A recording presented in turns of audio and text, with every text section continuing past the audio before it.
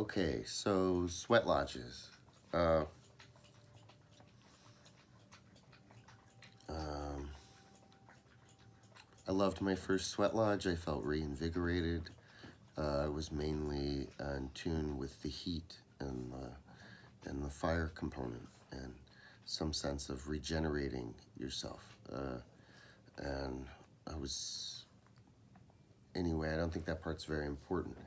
Uh, uh, I, well, it's important enough that I understood you could change yourself, and you could heal in there when you were in the lodge. Uh, but Dave wanted me to meet this woman and ask her advice. So he said to give her tobacco. I knew nothing about what I was doing yet. So I brought a, a pack of Marlboro Light 100s. Probably about the worst offering I could give, but I didn't know that yet.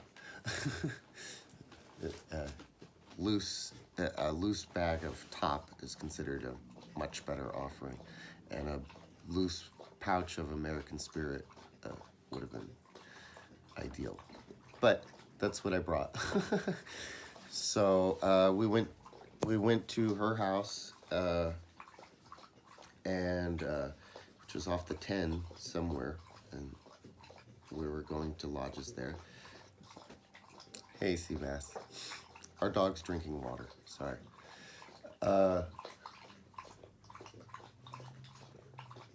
Anyway, this woman was amazing. She was cooking these, I don't remember what they're called, but it's meat inside the fry bread. It's like a pouch, and it's fucking delicious. But she never took one step forward in the whole house, and she was holding a baby, and I saw her go all the way out of the kitchen and into the restroom, and she just had a way. She was picking something up, she was turning around, she was setting this down, but if you looked at her, she never quite walked forward. I've tried for years to do that. It's pretty fucking hard. I've never done what she did. But it was fascinating and beautiful to me. And I understood that it had something to do with this Heyoka thing. So I sat with her, and I didn't know if this was like talking to a psychic or what do you do? But I gave her the pack of American Spirit. No, I keep thinking that because that's what I smoked on this Friday. Of the Marlboro Lights. And she she said, you know, once a couple came to me and they said, we saw a hawk fly between us. What does it mean? She said, oh, I think it thought you were a carrot and she was a turnip. So I told Dave this on the drive home, and I said, what does that mean? And he said, it means she didn't like the Marlboro Light 100s. So, but I started having dreams about her. And through that, something was transmitted, which changed my life. And I believe that I took the long road. If I had gone with that first initial dream, I would have learned a lot less, but I would have been pretty content. But I took a harder road somehow. When I met Dave, he became my uncle. It means just like spiritual guide. So let me think. Oh, so the first dream I had that was I would call a Heyoka dream was with her in it. I think that was the first. And she was flying a biplane backwards in the sky in front of my house, and then landed, and we had one of those recycling trash cans, but it was completely filled with cigarette butts. I'm smoking a cigarette right now. I should change to rollies or a pipe or something someday. But and it was completely filled, and she showed me, and she said, these are your recycled prayers. And because you pray with tobacco in the Lakota religion. And this was in California, so she didn't necessarily have to be Lakota to practice the Lakota religion. That has to do with a whole history of the camps and how the Lakota religion became a replacement religion by word of mouth to people who had lost their religion. So it's probably the most predominant religion practice in the Americas. There's even sun dances in Dene and Hopi. Well, I don't know about Hopi, but I know there are in Dene. And Edmund said there's one in France now, and there's a moon one in Mexico that's just for women. So that's kind of neat. And he was excited to see that the religion was progressing. Edmund is my current uncle's uncle. My current uncle is Joe, who is white, and his uncle is Edmund, who is Pima and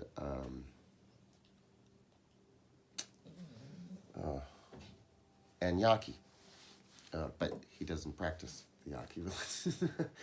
Anyway, so I'm looking at this bin of cigarette butts, and she whips me, mercilessly, and that's my first Heyoka teaching, is to face pain. And then, I practiced it. I started having Heyoka dreams, so I would wear less clothes when it was cold and more clothes when it was hot. And I would turn the heater on a sunny day, and I would turn the air conditioner on a cold day. I would go on long walks at night backwards into the woods.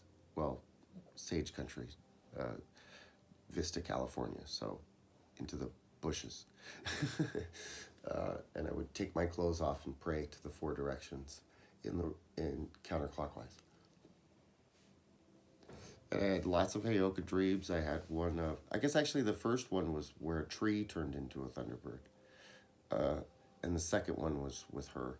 And then I had ones about horses. I went to a lodge and had visions of horses, but it feels too personal. I'm going to leave that out.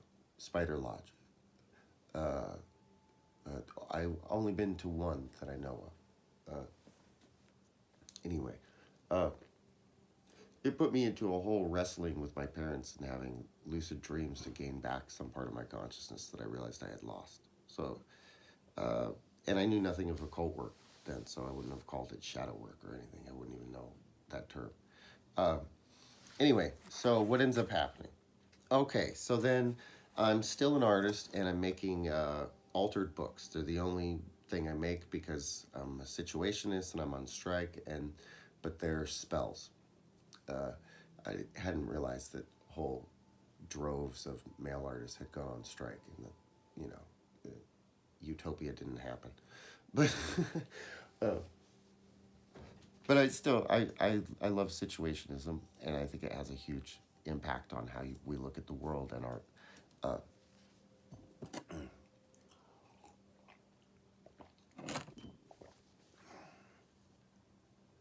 Okay, so at some point in here, let's see.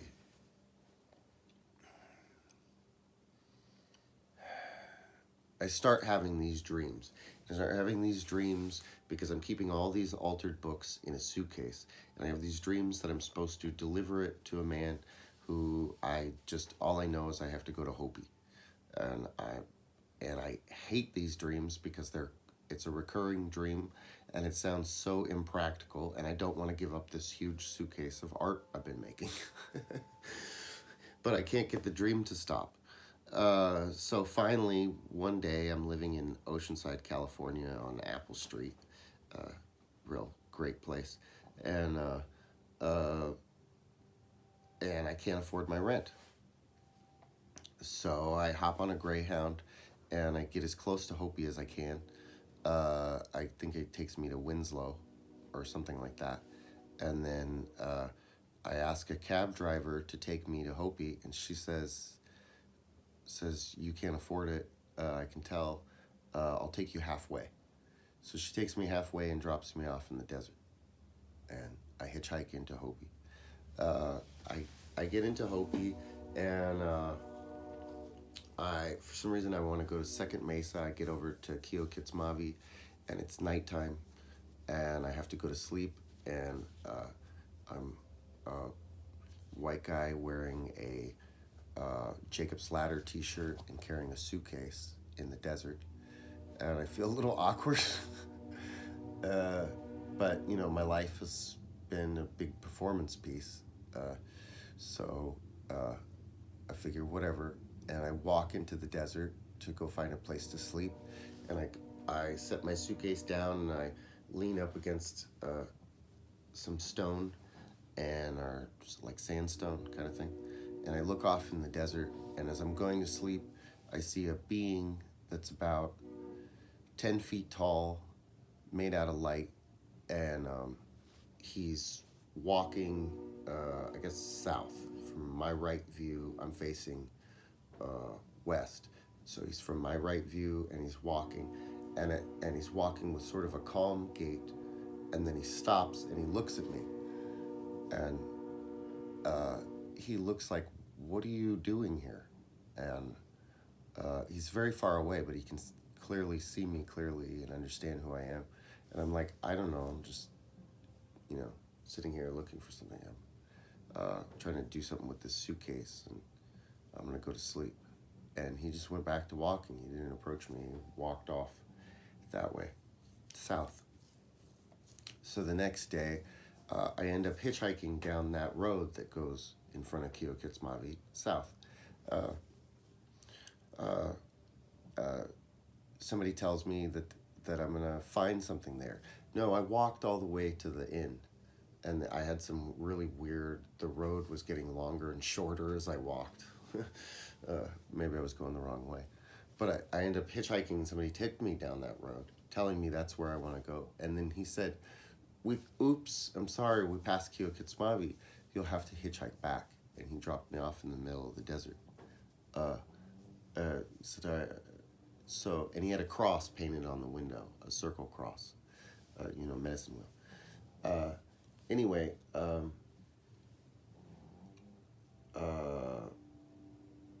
I had seen spiders and butterflies on the walls and stuff, and this conflicted with my earlier understanding of, in Lakota, Heyoka could sometimes be a little spooky, but here it seemed that all the things associated with rain were more celebrated.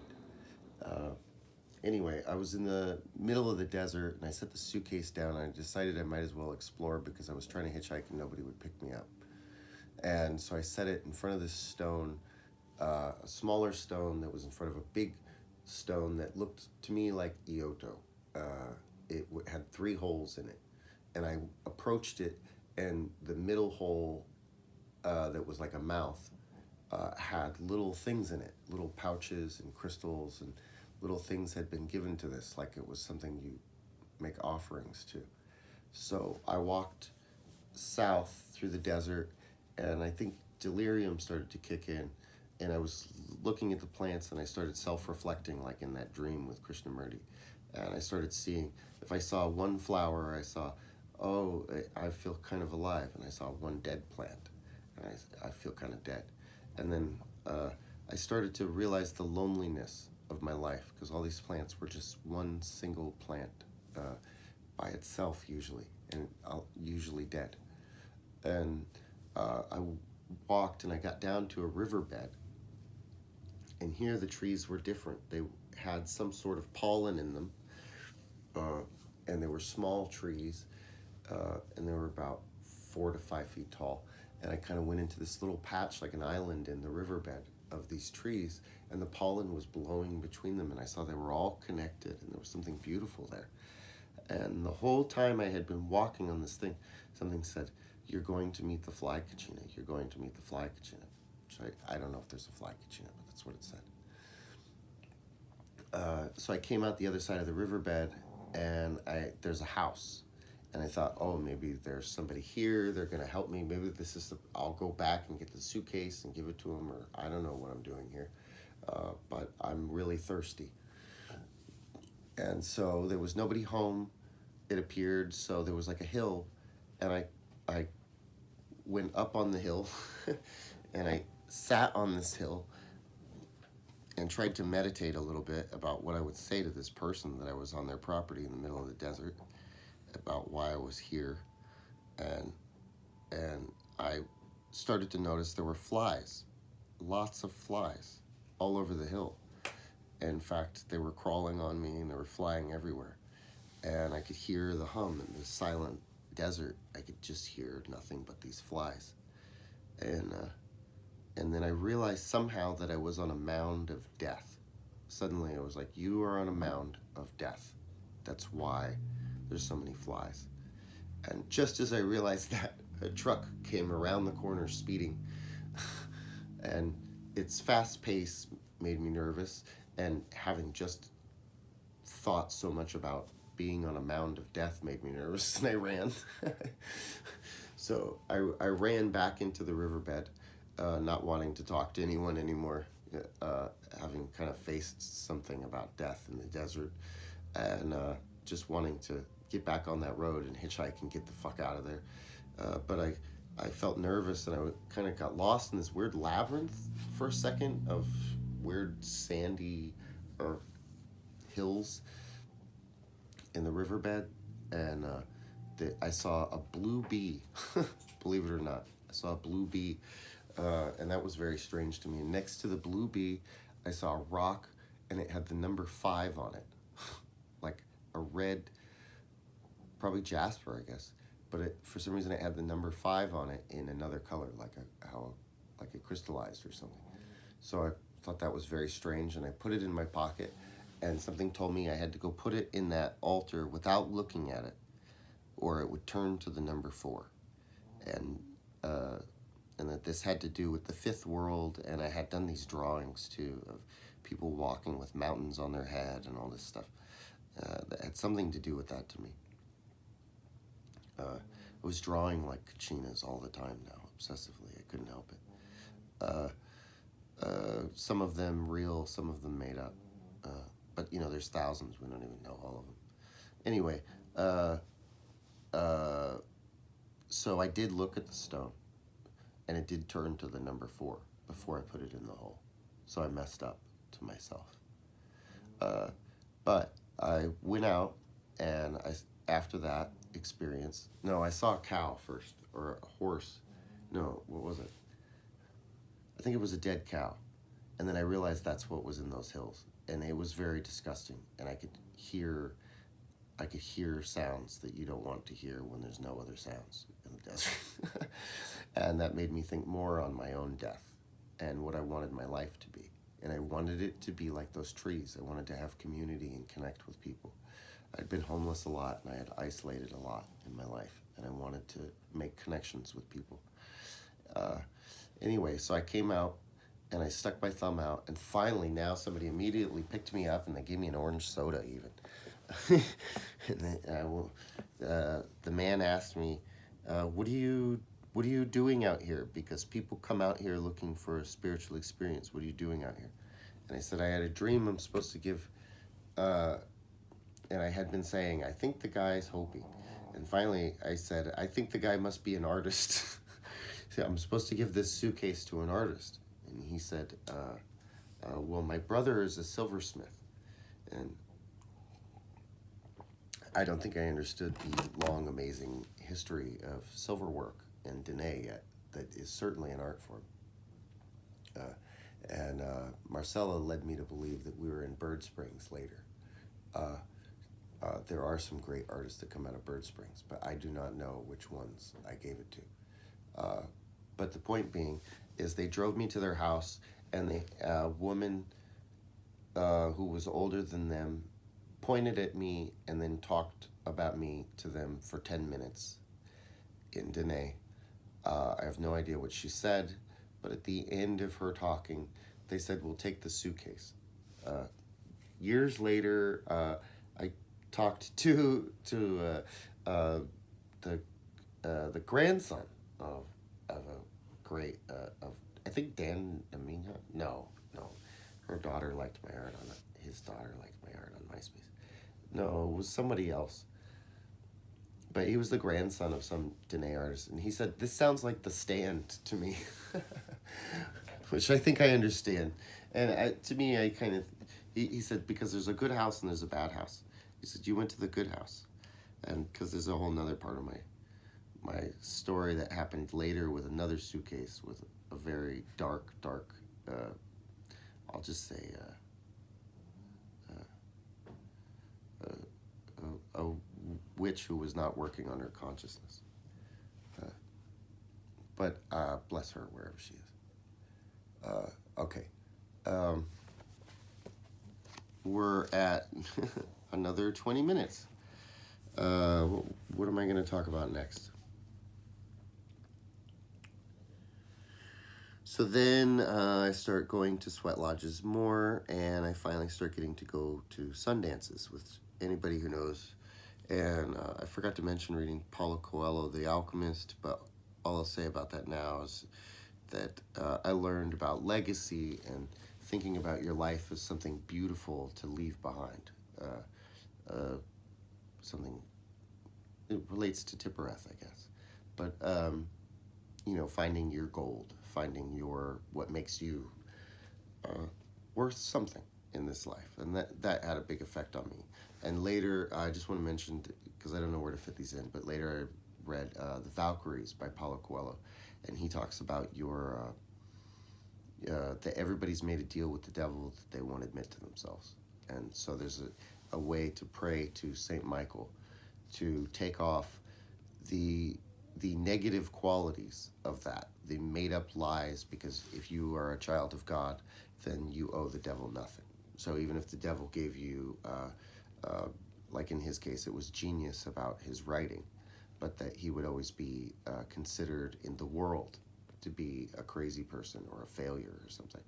And with Saint Michael, he cut that part off. He kept the brilliance so he could help people. But, he's allowed to have people hear what he does. So that book had an effect on me. And I guess next up I'll mention prayer fast and Sundance before I get fully into my Western occult work. Okay. All right. So this is a record of Cathead Reynolds, performance artist and witch. I love you all.